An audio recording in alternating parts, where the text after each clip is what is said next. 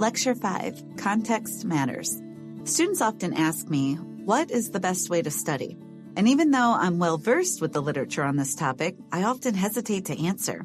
On the one hand, research shows us that certain learning strategies, like spaced practice and retrieval practice, tend to be the most effective when it comes to learning and performance. And so it's easy for me to recommend and describe these strategies in general. Space your studying over time and practice recalling the same information multiple times without relying on external aids. But when it comes to the specifics of describing exactly what to do and how to do it, for example, exactly how to test yourself or how to rehearse information and at what depth, the answer is more complicated. The effectiveness of any strategy and the extent to which certain strategies are even necessary always depends on how they are applied and in what context. The same strategies that work for learning math might be different from those necessary to master woodworking or to successfully analyze a piece of literature. Shallow memorization strategies that lead to failure in one context might actually be sufficient for success in another. And the same strategies that work well for one student might not work as well for another student. So it's hard for me to give specific study advice without knowing the answers to a few other questions, such as, well, what are you studying? How will you be assessed? And what are your personal learning and performance goals? Instead of thinking of effective study strategies as a prescription for learning, it's probably better to think of them as a toolbox for learning. Like tools, some strategies may be more or less important or beneficial for the job at hand. You might rely on some strategies more than others and become more comfortable using some strategies over others, but all of them may have a time and place.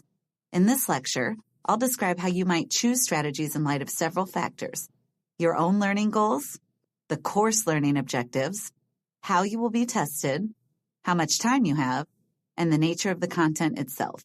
My first recommendation when deciding how to study, and probably the most important, is to consider your own goals and values. Too often, we jump right into a course or an assignment without taking a moment to consider the purpose. What are we hoping or expecting to get out of it? Why are we doing this? You might not have complete control over the assignments you complete or the classes you take, but it's still wise to consider your goals so that you can make study decisions that are consistent with them. If your goal is to develop specific knowledge and skills that are long-lasting and potentially transferable, we call these mastery goals, then you'll want to employ deep processing strategies as much as possible. Deep processing means you're actively trying to understand the meaning of what you're learning and considering how it connects to what you already know and believe.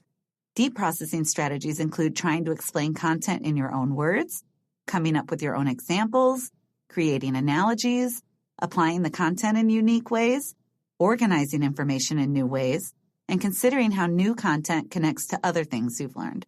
If you're mastery goal-oriented, then you'll also want to use strategies like asking your instructor questions and seeking additional information when something is unclear. If you are truly interested in learning, then you shouldn't be afraid to admit when you don't fully understand something. This also means that you should be willing to take risks when it comes to sharing your ideas and engaging with challenging content or tasks. It's okay to be wrong, and one of the best ways to get feedback on your ideas and understanding is to participate by answering questions and asking questions during class when the content is being covered, as opposed to waiting until later. Don't let a fear of failure stop you from participating or trying. Mistakes help us learn. Furthermore, if your goal is mastery learning, another important strategy is to meaningfully attend to the feedback you receive. This involves more than just looking at a grade. It involves looking for more detailed information about what led to that grade. For example, looking for patterns in the kinds of questions you missed on an exam, or reading your instructor's comments on a paper. I know that attending to negative feedback can be difficult and humbling. It's hard to revisit failures and to confront your own shortcomings. But if your goal is mastery, then you should at least try to learn from that feedback and apply it to future efforts instead of ignoring it, disengaging, or getting defensive. Attending to positive feedback is also useful, as it can help you understand what you did well so that you can repeat those efforts in the future. Focusing on your own progress, recognizing your strengths, and recalling successes can also help you maintain the confidence and motivation to persist when learning is challenging. So again, your own goals for learning should dictate your learning and study behaviors. If you are truly interested in understanding and long-term memorization, then using deep processing strategies, asking questions, taking risks, and meaningfully attending to feedback will help you reach those goals. If, however, you are not very interested in mastering the content or retaining it for an extended time, then shallow strategies might suffice. Maybe you're completing a course as an elective requirement, or maybe you don't think the content has much inherent value or utility. Or maybe you're just really busy and bogged down by other obligations that you feel like you don't have the time or energy to put towards mastering the content. Whatever the reason, sometimes you just want or need to do the bare minimum to get by. In those cases, rote rehearsal strategies like simple repetition and drill and practice of basic facts or formulas might enable you to recall that information long enough and well enough to pass an assessment. And outside of a massive failure, there would be little need to go back and review the feedback you receive. In short, if you're truly content with shallow learning, then you can certainly choose to save yourself some time and mental energy by employing shallow strategies and exerting less effort overall. Now, I'm not actually advocating for that approach to learning. I'm just suggesting that you might have different goals in different situations, and you might be able to save yourself some time, effort, and heartache if you align your strategies with those goals from the start. However, whether your goal is mastery learning or simply getting by, your likelihood of success and the effectiveness of your strategies also very much depends on your instructor's expectations and the way that you will be assessed. Your goals may or may not align with those of your instructor. For instance, you might be only interested in shallow learning, but if your instructor expects you to demonstrate deep learning, then you'll need to make some adjustments to your approach if you want to pass. Along the same lines, you might not care about certain content, but if your instructor deems it to be important, you better learn it anyways. It's important to consider both the breadth and depth of their expectations. As for the breadth of your instructor's expectations, you need to know what you will be assessed on.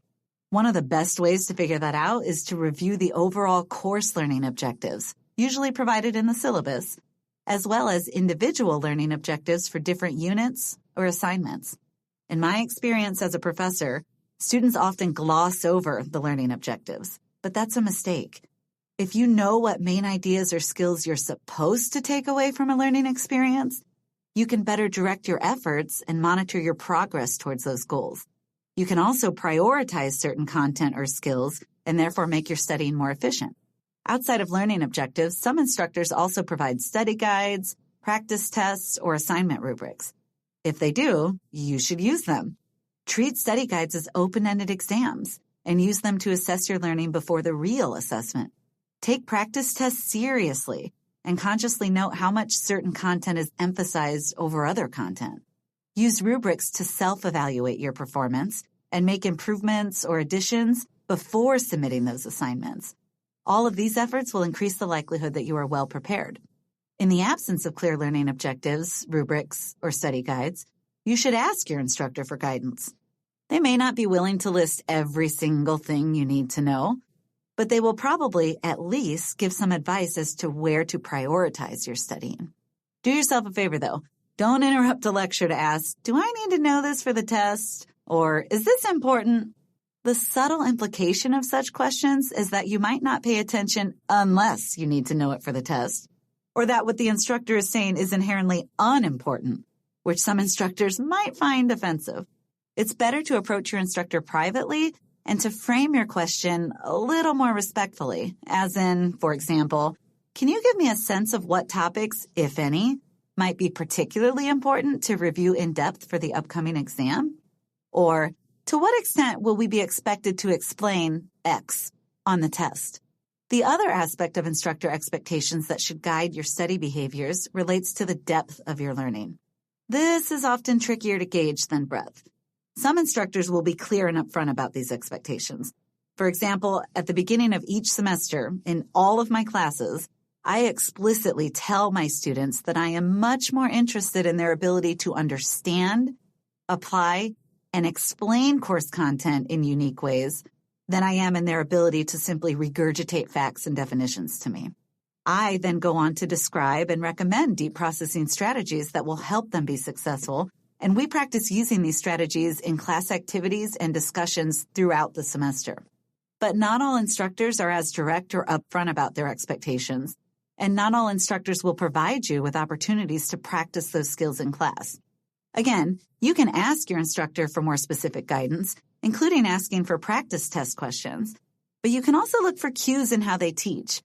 If they assign very broad or long reading selections, and if they lecture on surface-level content without ever delving too deep into explanations or additional considerations, and without making many connections from one unit to the next, or without asking for much student input, then there's a good chance that they value breadth over depth.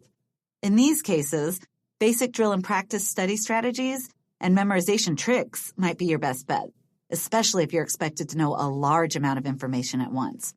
However, if your instructor seems to be more selective about assigned readings, or if they spend a particularly long time on a single topic and take time to provide multiple examples or interpretations in class, or if they ask you to participate by debating ideas or considering your own experiences, then there's a good chance they want and expect you to be thinking more deeply about the content. Of course, there's no guarantee that there will be a 100% match between the way a class is taught and what the assessment looks like, but there's usually a pretty close correspondence. Instructors are usually pretty deliberate about how they structure class time and the assignments and activities they use to prepare you for the major assessments. If an instructor is taking the time to walk you through the steps of solving a problem, then there's a good chance they expect you to be able to do that on your own later on. If an instructor presents a major theory and then takes time to discuss the strengths and limitations of that theory, then there's a good chance that they want you to memorize more than just the theory itself. In those cases, you need to study using the same kinds of deep processing strategies we already covered.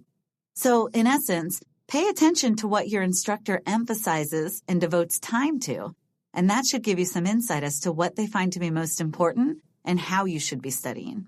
In addition to determining what your instructor expects you to know, it's also valuable to determine how you will be assessed, or the structure of the assessment itself. As much as possible, you should study in a way that matches the way that you'll be tested. If, for example, you will be tested in multiple choice format, then you should practice studying with multiple choice questions. If you will be expected to answer essays, you should practice writing essays from memory. If you'll need to perform a behavior, repair, or build something, then you should literally practice doing those things. And it's even better if you can practice under the same general conditions. For example, if the actual test will be timed, then practice timing yourself too. Don't take shortcuts here. It's always easier to imagine ourselves doing these things than it is to actually do them. The goal in preparing is to push yourself in ways that will reveal any weaknesses you may have and allow you to correct those areas before the real assessment. Think of it like a test run. The more authentic or realistic you make the practice session and the more effort you put into it, the more likely it will help you prepare for the main event. Kind of like how astronauts practice many different simulations in the lab multiple times before they ever go into space. If things go wrong, you want them to go wrong during the test flight and not the real one. And I strongly suggest that you test yourself in multiple ways. In my experience, students sometimes have clear strengths and weaknesses for different formats. The same student who excels at multiple choice questions will often struggle with the open-ended or essay-type questions, and vice versa, even when the questions refer to the same content. We don't always know exactly how we will be tested on material, and sometimes it's just easier to think in one way over another. This is also why it helps to have someone else ask you questions about the material you're studying, and to practice with sample questions or quizzes that textbook publishers often provide, because they might ask or otherwise phrase questions in ways that you hadn't considered, which is exactly what happens during the assessment. Tests would be a whole lot easier if we had the exact list of questions in advance. So far in this lecture, I've focused on how you should choose strategies in light of your own goals and values, as well as those of your instructor. However, I also want to acknowledge another factor, and that is the very real, practical constraint of time. Learning goals are important, but at the same time, we have to balance these expectations with the realities of our situations. In a perfect world, everyone would implement spaced practice and study at a steady, cumulative pace over time. We know that this is most beneficial to learning and performance. As a former student myself and a current college professor, I understand, though, that we all have a variety of priorities. And whether through procrastination, emergencies, or just plain busyness, all of us get behind sometimes. We're only human. You may start with the best intentions, but stuff happens. And lots of research demonstrates that most people are just bad at estimating time. This is known as the planning fallacy. Simply put, most people tend to underestimate the amount of time it will take to complete a task. We fail to accurately recall how long it took us to complete similar tasks in the past, and we optimistically assume that we won't run into any complications that could cause delays. In other words, we tend to plan for the best-case scenario.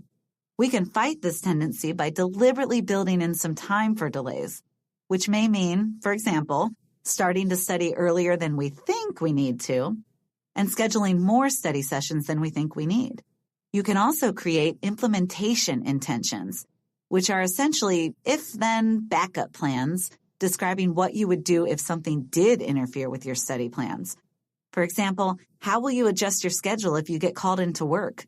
Or what will you do if you need to study when the library is closed? Or what to do in case of a computer crash?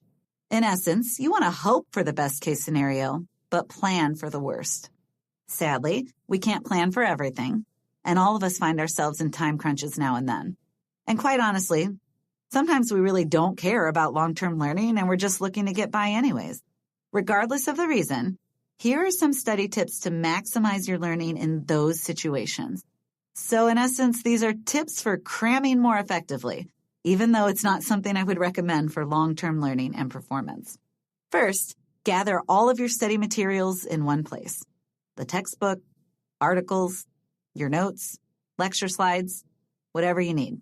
Second, identify the most important content or concepts. To do this, you can refer to stated learning objectives or a study guide if provided. Another way to gauge importance is to consider how much of a reading assignment or lecture was devoted to a specific topic. In general, more class time spent on content equates to greater importance. Those are the things that are most likely to be on an assessment, and so that's where you should focus your energy. Filter everything else. The goal here is to significantly reduce the amount of content you need to review in the time you have. From there, spend a few moments making a plan for how you will divide your time among the prioritized content. For example, if there are 6 major ideas or chapters and you have 8 hours to study, figure out how much time you want to devote to each topic. You may choose to devote equal time to each section of content, or you can prioritize it based on your current level of understanding. More familiar topics should get less time. Newer, longer, or more challenging content should get more time. And you'll want to put the most important content at the beginning of your study session when your mind is still fresh and when you're most alert. You might also want to add a smaller review session of the same content at the very end of your study session. This way you can take advantage of both primacy and recency effects, which are demonstrated research findings showing that we remember information at the beginning and at the end of learning sessions better than information in the middle. It's also important to incorporate breaks into your study time. Even if brief, say 5 minutes between sessions. You are not a machine, and your mental resources will fatigue. You need to give yourself brief respites to recover. And be sure to use that break time wisely. Don't just sit at your desk, but get up and stretch, or move around to increase blood flow, drink some water, or grab a quick snack to replenish your blood sugar, all of which will help you stay focused. Once you've identified key concepts and made a plan, you should set a timer. Since time is of the essence, it's especially important that you stay on track. You've already winnowed and prioritized the content based on perceived depth and importance. So now you want to ensure that you have a chance to review all of the key ideas you identified. To get the most out of the limited time you have, try to use active study strategies too. Don't simply reread your notes or the textbook, which is a common but ineffective approach. Read if necessary, but spend most of your time testing yourself. Practice recalling the content by using flashcards if you have them, or simply by covering up sections of your notes and quizzing yourself on the content. Or maybe having someone else ask you questions, or just writing down what you can remember. Memorizing straight definitions and formulas is important, but if time allows, you should also practice explaining those ideas in your own words or actually solving problems. both of which will help the content stick better. You can also create mnemonic devices or other mental shortcuts to help you remember those key facts and details, such as acronyms, rhymes, or mental images. The more unique, silly, or outlandish you can make them, the more likely they are to stick. For instance, when I was trying to memorize the function of the hippocampus in the brain, which is long-term memory, I imagined a group of hippos sitting around a campfire recounting stories from their youth. And as crazy as that sounds, 20 years later, that image still comes to mind whenever I hear or see the word hippocampus. It works. Finally, once you've completed your cramming session and it comes time for the assessment, I recommend you do two things. First, take a few deep breaths. Cramming is usually a stressful experience, which contributes to mental anxiety and physical tension, both of which can distract you and make it harder to remember. So take a few moments to close your eyes and focus on your breathing to help calm your mind and body before the test begins. And second, once the assessment begins, do a quick brain dump. As soon as you get the test, take a few moments to write down in the margins any information that you will likely need to know, but fear you may forget. For example, write down key terms, equations, dates, or any of the acronyms you created. Don't spend more than a couple minutes on this, though. Chances are that the mere act of writing them down will help you remember, and you might not need to refer to these notes, but they can also be useful cues later on. Remember, cramming itself is not very useful for long-term learning or long-term performance, but sometimes it can be effective for short-term performance when you're in a pinch or when you're just not invested in the content. But that point also reinforces the need to consider your strategies relative to your own values and goals, which is where we began this lecture. Finally, the last contextual clue that you should consider when choosing your study strategies is the content itself. Understanding and incorporating broad research-based strategies like retrieval practice and space practice into your study routine is a useful first step. However, it's also important to realize that what you actually do during those study sessions might vary depending on the subject or the specific content you're learning. Again, the best way to study for a math class might be different than the best way to study for an English class. And even within the same English class, the way you approach studying, say, poetry might be different than the way you should approach nonfiction or narrative texts. Similarly, a tool such as flashcards might work well for memorizing some content, like basic facts, formulas, or terms, but would be generally less effective when it comes to actual problem solving or performing technical skills. It's beyond the scope of this lecture for me to provide detailed study advice for every subject, but consider this a simple yet important reminder of the need to be flexible and willing to try different study methods, as well as a reminder of the value of asking your instructor for specific advice. In sum, when someone asks me, how do I study? My all-purpose advice is to recommend retrieval practice and space practice, because lots of research suggests that they promote understanding and retention. But in reality, studying's a bit more complicated than that. So if the person I'm talking to is up for a longer, more nuanced conversation, I'll usually try to gather more information by asking them questions like, what are you studying for? What's your personal learning goal? What does your instructor expect of you? How will you be tested? And how much time do you have? From there, I can give more fine-tuned advice that's likely to suit their needs. Cognitive science has taught us a lot about how people learn, and research shows us which strategies tend to work better than others, but the effectiveness of any strategy ultimately depends on how it is applied and under what conditions. People tend to stick with poor or just okay strategies because it takes time and energy to learn and to experiment with new and different strategies. But if you're willing to think carefully about it and try different strategies, you'll realize that there are better tools for different jobs. And being flexible and selective about your strategy use is more likely to lead to success and satisfaction across a range of learning situations.